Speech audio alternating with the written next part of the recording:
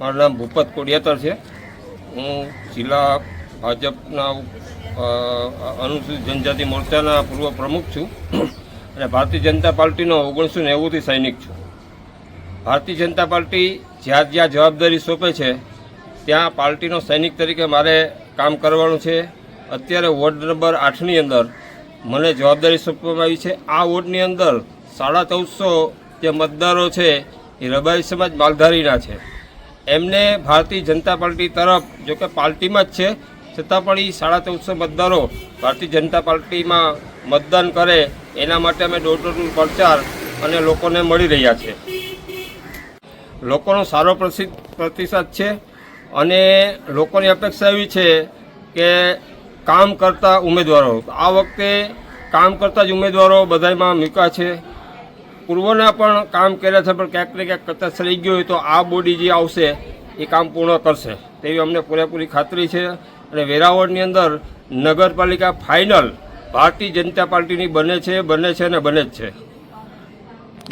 મારું નામ પાયલ ભાવસાર છે।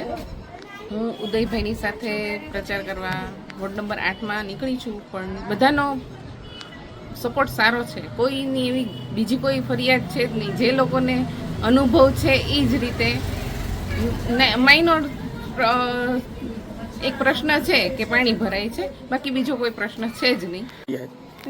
સરસ પ્રેમથી સ્નેહથી બધા આવકાર આપે છે। કોઈ બાયણા બંધ નથી કરતા કે જેવા ખખડાવીએ છીએ એવું તરત લોકો બહાર નીકળી આવે છે। આ વખતે 90% મને તો લાગે છે કે ભાજપ જ આવવાનું છે, કારણ કે કોંગ્રેસ તરફથી કોઈ જાતની કાંઈ જ જાહેરાત કે કંઈ છે જ નહીં।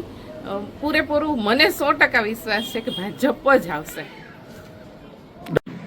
મારું નામ દીપક મોહનભાઈ ડોડિયા, ખારવા સમાજ। અત્યારે અમે વોર્ડ નંબર 8માં ખારવા સોસાયટી અને પાસે જે મફતિયાપારો વિસ્તાર છે ત્યાં અમે ડોર ટુ ડોર પ્રચારમાં નીકળ્યા છે। અમારા જે 4 ઉમેદવારો છે નરેશભાઈ ગોયલ, ઉદયભાઈ શાહ, ઉષાબેન ધોળિયા, શીલાબેન ભંભાણી, એ 4 ઉમેદવારો લઈને અત્યારે પ્રચારમાં બધા નીકળ્યા છે। અને જે રીતે અમે પ્રચાર કરીએ છીએ એ રીતે જે અહીંયા જે મતદારો છે એમને અમે સારો જવાબ મળે છે, સારો પ્રતિસાદ મળતો આવ્યો છે। અને ડોર ટુ ડોર પ્રચાર અત્યારે અમારો ચાલુ જ છે। અને અત્યારે અમારે પછી સાંજે 7, 7:30, 8 વાગે અમારે ખારવા સોસાયટીમાં એક કાર્યાલયનું ઉદ્ઘાટન પણ આજે કરવામાં આવેલું છે। અમારા જે ઉમેદવાર 4 ઉમેદવાર છે એમાંથી 3 ઉમેદવાર તો નવા છે અને એક અનુભવી છે। એટલે જે 4 ઉમેદવારો છે એનાથી પણ લોકો અપેક્ષા રાખે છે।